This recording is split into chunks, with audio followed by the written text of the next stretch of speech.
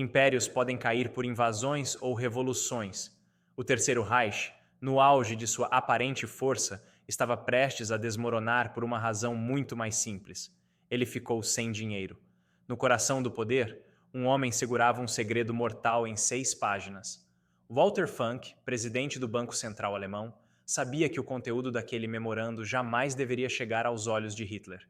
Não eram planos de batalha, mas algo infinitamente mais perigoso: números. 71 milhões de Reichsmarks em ouro. Era tudo o que restava. A nação que desfilava tanques como se fossem brinquedos infinitos tinha em seus cofres o suficiente para apenas 3 semanas de importações vitais: petróleo, minério de ferro, borracha.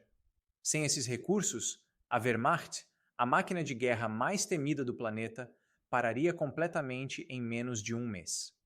A ilusão de poder estava a ponto de se chocar com a dura realidade da falência. E havia algo ainda pior: uma bomba relógio financeira prestes a explodir. Os títulos MEFO, a engenhosa fraude contábil criada para financiar o rearmamento em segredo, estavam começando a vencer. 12 bilhões de marcos em dívidas ocultas que agora exigiam pagamento. A conta finalmente havia chegado, e o Reich não tinha como pagar. O colapso não era uma possibilidade, era uma certeza matemática. Com a aniquilação econômica, a poucas semanas de distância, Hitler se viu encurralado. Sua resposta para a crise não viria de um economista, mas de um general. A solução não estava nos cofres, mas do outro lado da fronteira. A portas fechadas, a realidade colidiu com a ideologia. Em 19 de janeiro, Hitler convocou seus 2 principais financistas, Walter Funk, o burocrata, e Hjalmar Schacht, o gênio que havia criado a arquitetura financeira do regime. Schacht, sem rodeios, apresentou a verdade nua e crua.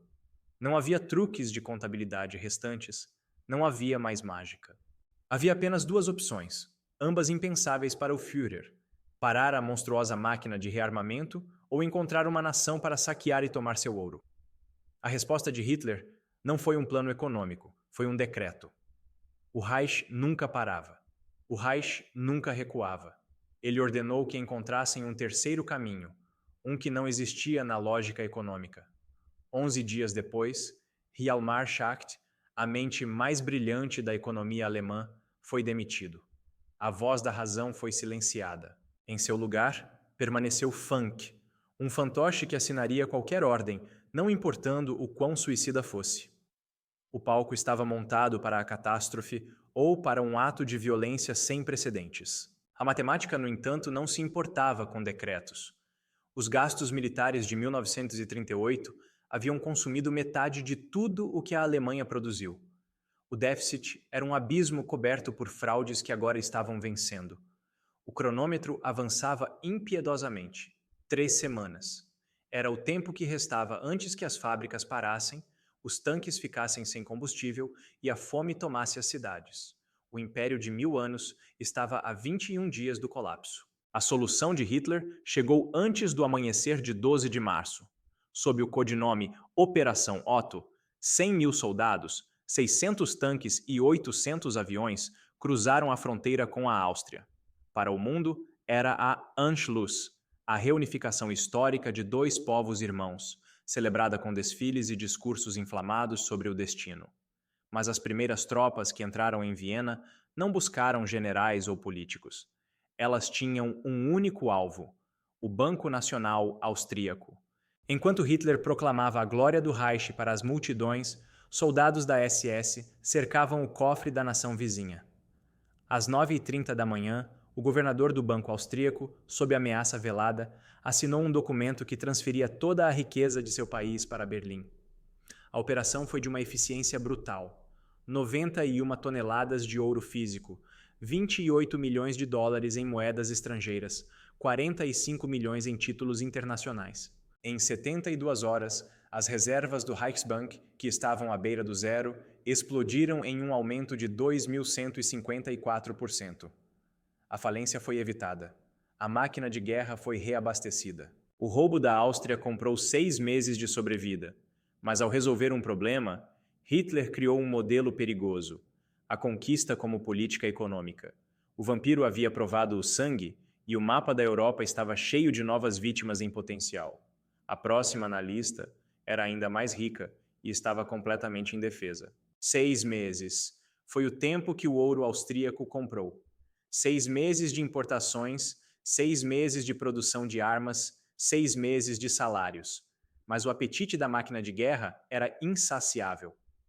Em setembro de 1938, os cofres estavam vazios novamente, e o cronômetro da falência voltou a correr. O olhar de Hitler se moveu pelo mapa, parando sobre a Tchecoslováquia. A presa era tentadora. 32 toneladas de ouro e, mais valioso ainda, as fábricas Škoda, o maior arsenal da Europa Central, capaz de produzir tanques superiores aos modelos alemães da época. O plano para devorar a Tchecoslováquia foi uma obra-prima de predação estratégica, executada em 2 fases. A primeira foi diplomática, um teatro para o mundo. Na Conferência de Munique, as potências europeias, desesperadas para evitar a guerra, entregaram a Hitler a região dos Sudetos. O primeiro-ministro britânico voltou para casa proclamando ter alcançado a paz para o nosso tempo. Na realidade, ele havia acabado de entregar as chaves do cofre. Os Sudetos continham todas as fortificações de fronteira da Tchecoslováquia. O país foi desarmado sem que um único tiro fosse disparado. Era como um ladrão que convence o dono da casa a desativar o próprio alarme. A segunda fase veio na primavera seguinte. Em 15 de março de 1939, a Wehrmacht cruzou a fronteira de um país que já não podia se defender. Às 8h30 da manhã, os tanques não estavam em posições de combate. Estavam estacionados em frente ao Banco Nacional em Praga. A rotina do assalto se repetia, mas com uma complicação. O ouro tcheco não estava em Praga. Estava a mais de 1.000 quilômetros de distância, nos cofres subterrâneos do Banco da Inglaterra, em Londres. O que se seguiu foi um escândalo que expôs a fragilidade moral do sistema financeiro internacional. A Alemanha nazista exigiu que a Inglaterra transferisse o ouro de uma nação soberana que acabara de invadir. Pressionado, o Banco da Inglaterra cedeu. Com uma simples mudança de nome em um livro-razão, o ouro tcheco passou para uma conta alemã. Nenhuma barra de ouro foi movida, mas um país foi roubado à luz do dia, com a cumplicidade silenciosa de seus protetores. Essa história revela que as guerras modernas são travadas tanto em salas de reunião de bancos quanto em campos de batalha. Você acredita que decisões financeiras podem ser mais destrutivas que exércitos? Deixe sua opinião nos comentários. A sua perspectiva é fundamental para entendermos esses eventos. E se você sente que precisa saber mais, que a verdade por trás da história oficial te chama, então você é um dos nossos. Apenas os escolhidos clicarão no botão vermelho para se inscrever e continuar esta jornada. O ouro foi apenas o aperitivo. O prato principal foi a indústria. As fábricas Škoda, intactas, passaram a produzir para a Wehrmacht. O arsenal capturado era tão vasto que equipou 5 divisões Panzer completas. Sem o saque da Tchecoslováquia, a invasão da Polônia seria impossível. O modelo de negócios do Reich estava refinado. A conquista era lucrativa, desde que a vítima não revidasse. Mas o próximo alvo na lista mudaria essa equação para sempre. A invasão da Polônia em setembro de 1939 foi um choque para o modelo de negócios do Reich. Os poloneses lutaram.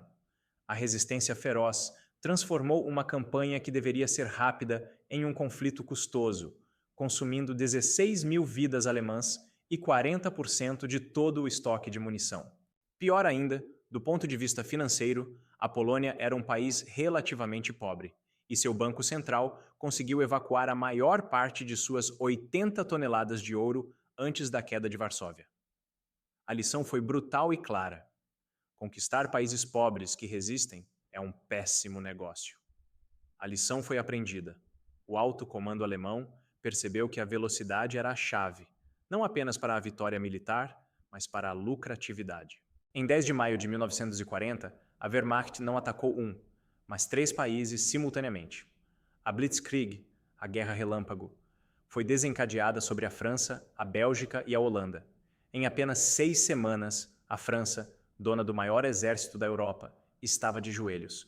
O custo militar da campanha ocidental foi de aproximadamente 3 bilhões de marcos. Mas o que veio a seguir transformou esse custo em um investimento irrisório. Como é possível que uma nação pague por sua própria destruição? O mecanismo estava oculto no artigo 18 do Tratado de Armistício. O texto, aparentemente burocrático, afirmava que as despesas de manutenção das tropas alemãs de ocupação em solo francês serão suportadas pelo governo francês. Era uma extorsão legalizada. A França se ofereceu para pagar 100 milhões de francos por dia. A Alemanha exigiu 400 milhões. A justificativa era a manutenção de 300 mil soldados, mas na realidade, a Alemanha mantinha apenas 100 mil no país, a um custo real de 120 milhões de francos. A diferença, 280 milhões de francos diários, era roubo puro e simples, transferido diretamente para os cofres do Reich. Isso equivalia a 20 milhões de marcos por dia, 7 bilhões e 300 milhões por ano. Para colocar em perspectiva, o orçamento anual total da Alemanha em 1939 era de 30 bilhões de marcos. A França, sozinha e derrotada, estava pagando quase um quarto de todo o esforço de guerra de seu conquistador. O mesmo modelo, ajustado à escala, foi imposto à Bélgica e à Holanda. As fábricas da Philips foram forçadas a produzir para a Wehrmacht. As siderúrgicas belgas alimentaram a indústria de armas alemã e 500.000 de holandeses foram deportados como mão de obra escrava. O balanço final da campanha de 1940 é chocante. O custo militar foi de pouco menos de 4 bilhões de marcos. O lucro extraído desses 3 países nos 4 anos seguintes foi de 43 bilhões de marcos, um retorno sobre o investimento de mais de 1000%. Hermann Göring resumiu a situação em 1942. A França era a melhor colônia alemã. Pagava pela própria ocupação e ainda financiava a guerra contra os outros. Não foi uma guerra no sentido tradicional. Foi o maior e mais bem-sucedido assalto a banco da história da humanidade. Com a Europa Ocidental transformada em uma fonte inesgotável de recursos e com os cofres cheios como nunca, a máquina de guerra alemã estava no seu auge. Hitler voltou seu olhar para o leste, para o prêmio final que, segundo ele, resolveria todos os problemas do Reich para sempre, a União Soviética. Mas ele estava prestes a descobrir que invadir um país disposto a queimar o próprio chão sob os pés do invasor não era um negócio. Era um suicídio econômico. Em 22 de junho de 1941, 3,5 milhões de soldados alemães cruzaram a fronteira soviética. A Operação Barbarossa não era apenas a maior invasão da história humana, era a aposta final do esquema Ponzi do Reich. Hitler disse aos seus generais que a campanha resolveria 2 problemas: destruiria o bolchevismo e entregaria os recursos para sustentar uma guerra de 10 anos. O petróleo de Baku, o trigo da Ucrânia, o minério de ferro de Kryvyi Rog. No papel, era o saque definitivo. Na realidade, foi o começo do fim.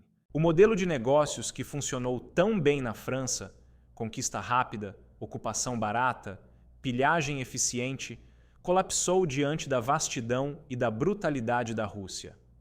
O primeiro problema foi a escala. O território a ser conquistado era 16 vezes maior que o da França, Bélgica e Holanda somados. As distâncias eram inimagináveis. De Berlim a Paris são 1.000 quilômetros. De Berlim a Stalingrado, 2.400. A logística se tornou um pesadelo. Mas o fator decisivo foi a resposta soviética.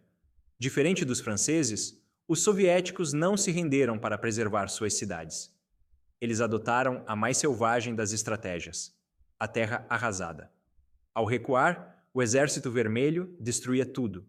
Colheitas eram incendiadas, poços de água envenenados, ferrovias dinamitadas, e em um dos maiores feitos de engenharia e vontade da história, eles moveram sua indústria.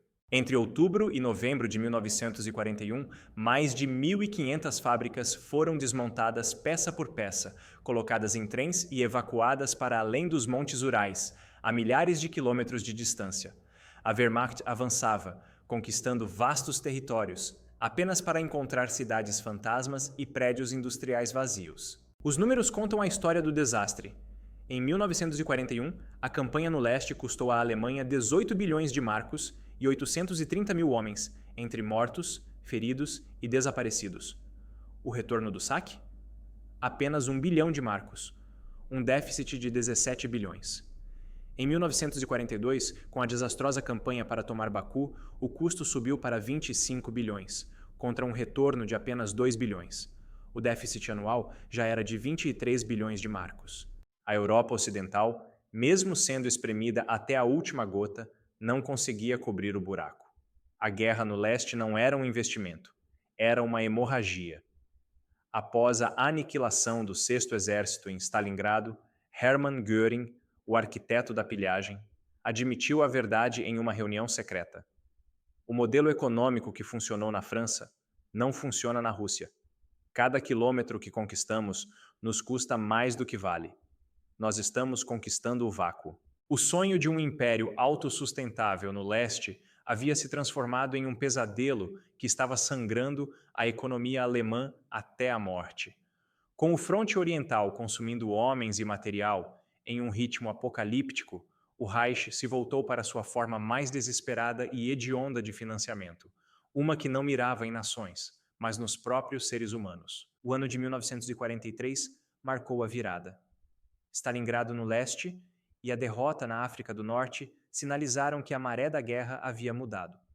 Mas a crise mais profunda do Reich não era militar, era econômica. O fronte oriental era um buraco negro que sugava recursos sem fim. No oeste, os países ocupados, como um limão espremido até a última gota, já não tinham muito mais a oferecer. A inflação galopante corroía o valor dos tributos diários, transformando bilhões de francos em uma quantia cada vez menor de poder de compra real. O modelo de pilhagem de nações estava esgotado. Diante do colapso, a estratégia mudou. Sob o comando de Albert Speer, o novo ministro de armamentos, o foco se deslocou da pilhagem de países para a canibalização de pessoas. Se não era mais possível roubar de fora, o Reich iria consumir o que estava dentro de suas fronteiras. A produção de armas aumentou em 1943 e 1944, um feito que muitos chamaram de milagre. Mas não havia milagre. Havia apenas a mais brutal exploração de trabalho escravo da história. 7 milhões de seres humanos, poloneses, soviéticos, franceses, holandeses, foram deportados para a Alemanha para trabalhar em condições subhumanas, alimentando uma economia de guerra que já estava em seus momentos finais. Eles eram o combustível humano que mantinha as fornalhas acesas. Ao mesmo tempo, a busca por recursos atingiu o fundo do poço da depravação humana. A operação codinome Action Reinhardt foi a industrialização do roubo no seu nível mais íntimo e macabro. Era o confisco sistemático de todos os bens das vítimas do Holocausto. Nos campos de extermínio, nada era desperdiçado. Roupas, sapatos, óculos, malas, cabelo humano usado para fazer feltro para uniformes. E o mais valioso, o ouro. Alianças, anéis, joias e até mesmo os dentes de ouro arrancados dos cadáveres antes da cremação. Esse ouro manchado e anônimo era enviado para o Reichsbank, onde era derretido em barras sem identificação e depositado em uma conta secreta chamada Melmer. Entre 1942 e 1944, 100 toneladas de ouro, no valor de 180 milhões de marcos, foram depositadas nessa conta. Era o lucro líquido do genocídio. Mas aqui reside a mais fria e terrível das ironias. Mesmo esse horror absoluto não era suficiente. Os custos da guerra eram tão astronômicos que o valor roubado das vítimas dos campos de extermínio era uma gota no oceano do déficit. O Reich estava literalmente roubando os mortos para pagar suas contas e ainda assim estava falindo. A estrutura econômica do império estava apodrecendo por dentro, consumida por seus próprios custos e crimes. Em breve, a força esmagadora dos exércitos aliados começaria a demolir o que restava da fachada por fora, cortando as últimas e desesperadas fontes de renda do Reich. Se 1943 foi a virada, 1944 foi o colapso. A guerra econômica que os aliados travavam nos céus da Europa atingiu seu clímax. Dia e noite, frotas de bombardeiros martelavam sistematicamente a infraestrutura do Reich. 90% das fábricas de combustível sintético foram destruídas entre maio e agosto. Ferrovias, pontes, centros industriais. A capacidade da Alemanha de produzir para a guerra estava sendo pulverizada. Ao mesmo tempo, no chão, as fontes de renda do Império eram cortadas uma a uma. Em 25 de agosto, Paris foi libertada. Com a perda da França, a Alemanha perdeu sua maior fonte de renda externa, os 8 bilhões de marcos anuais em tributos de ocupação. Em 3 de setembro, foi a vez de Bruxelas, mais 2 bilhões anuais perdidos. A Romênia, com seus campos de petróleo vitais, mudou de lado. A artéria que fornecia combustível para a Wehrmacht foi cortada. O vampiro estava sendo privado de seu sangue. Em uma reunião tensa no final de 1944, Albert Speer confrontou Hitler com a realidade matemática. Ele apresentou os números, as planilhas, os gráficos. Sem os recursos da França e da Bélgica, sem o petróleo romeno, com a indústria interna em ruínas sob os bombardeios, a guerra estava economicamente perdida. A capacidade de produção americana sozinha já superava a do eixo em uma proporção de 4:1. Hitler, divorciado da realidade, respondeu com fúria que a vontade alemã superaria qualquer obstáculo e que eles fabricariam o que fosse preciso internamente. Speer fez a pergunta final e devastadora. Meu Führer, com o quê? O silêncio que se seguiu foi a admissão da derrota. A última grande ofensiva alemã, a Batalha das Ardenas, em dezembro de 1944, não foi a manobra militar ousada que a propaganda afirmava. Era algo muito mais primitivo. Um assalto. O objetivo oculto não era estratégico, era logístico. Göring disse aos seus comandantes que a meta era capturar o porto da Antuérpia para se apoderar dos gigantescos depósitos de combustível, comida e munição dos aliados.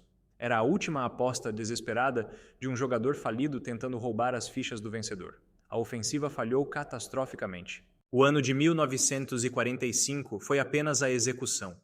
Em janeiro, o Exército Vermelho invadiu a Alemanha pelo leste. Em março, os aliados ocidentais cruzaram o rio Reno. Em abril, Berlim estava cercada, o coração industrial do Ruhr, aniquilado. A guerra não foi perdida no bunker de Hitler em 30 de abril. Ela já estava perdida há meses, não apenas nos campos de batalha, mas nas planilhas de contabilidade, nos balanços financeiros e nos relatórios de produção. O império construído sobre o roubo estava sendo ele mesmo despojado de tudo. Mas qual foi o custo final? Qual foi o balanço contábil do maior esquema de pirâmide da história? Os números que viriam a seguir não apenas contariam a história do fim de uma guerra, mas revelariam a verdade fundamental por trás de toda a ascensão e queda do Terceiro Reich. Quando as armas silenciaram em maio de 1945, a verdadeira autópsia do Terceiro Reich pôde finalmente ser feita. Não por generais, mas por contadores. Os números, despidos de propaganda e ideologia, revelaram a verdade irrefutável. Entre 1938 e o fim da guerra, o regime nazista pilhou da Europa o valor de 121 bilhões de Reichsmarks. Uma soma astronômica, fruto do roubo de nações, indústrias e até mesmo dos dentes de ouro de suas vítimas. Mas no mesmo período, os custos da máquina de guerra alemã totalizaram 414 bilhões de marcos. O resultado foi um déficit de 293 bilhões de marcos, um buraco financeiro tão vasto que nenhuma conquista poderia preencher. Nos julgamentos de Nuremberg, enquanto o mundo se focava nos crimes contra a humanidade, um crime mais fundamental era julgado: a falência fraudulenta de uma nação. Os arquitetos econômicos do Reich, como Walter Funk, foram condenados não apenas como criminosos de guerra, mas como gestores do maior esquema de pirâmide da história. O chamado milagre econômico nazista, a recuperação que espantou o mundo nos anos 30, nunca passou de uma ilusão. Foi uma montanha de dívidas ocultas e gastos insustentáveis, mascarados por uma fraude contábil e pagos, temporariamente, com o saque de vizinhos indefesos. Cada invasão era uma tentativa desesperada de pagar a conta da dívida anterior e financiar a próxima conquista. Áustria pagou pelos títulos MEFU. Tchecoslováquia pagou pela invasão da Polônia. França pagou pela guerra contra a Grã-Bretanha e pela invasão da União Soviética. A Alemanha não foi derrotada por uma falha de coragem ou por uma tática inferior. Foi derrotada pela matemática. O historiador Adam Tooze resumiu perfeitamente. A economia nazista era insustentável desde o início. O colapso não era uma questão de se, mas de quando. A invasão da União Soviética apenas acelerou o inevitável, pois pela primeira vez o custo de conquistar um território era infinitamente maior do que o valor que poderia ser roubado dele. Esta história nos deixa com uma reflexão poderosa. Por trás das grandes narrativas de poder e glória, muitas vezes se escondem as verdades simples da economia. A ascensão e queda do Terceiro Reich não foi apenas uma tragédia militar e humana, mas também um conto sobre os perigos de construir um império sobre dívidas, roubo e ilusão. O que você pensa sobre isso? Como a economia influencia as decisões que moldam nosso mundo até hoje? Sua opinião é importante e queremos ouvi-la. Deixe um comentário, mesmo que anonimamente, compartilhando sua perspectiva. Se esta análise aprofundada te fez enxergar a história de uma nova maneira, considere se inscrever no canal e deixar o seu like. É a sua forma de garantir que continuemos a desvendar as verdades ocultas por trás dos eventos que definiram nosso tempo. No final, o Terceiro Reich não construiu um império. Ele construiu um castelo de cartas sobre um alicerce de dívida. Quando o vento da realidade finalmente soprou, tudo desmoronou. Porque a conta, no fim, sempre chega. E para a Alemanha nazista, ela não chegou em ouro, mas em chumbo.